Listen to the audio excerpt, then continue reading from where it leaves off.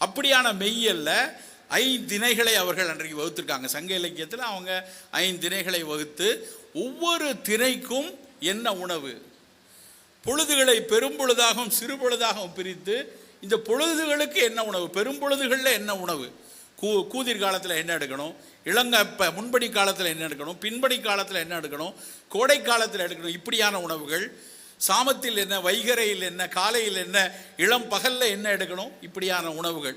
இப்படி ஒரு மெய்யியல் தத்துவத்தில் தான் இந்த சித்த மருத்துவம் இயங்கி கொண்டிருக்கிறது. இன்றைக்கு அதை 100% நம்மால் பின்பற்ற முடியுமா என்று கேட்டால் ஒரு கேள்வி இருக்கு.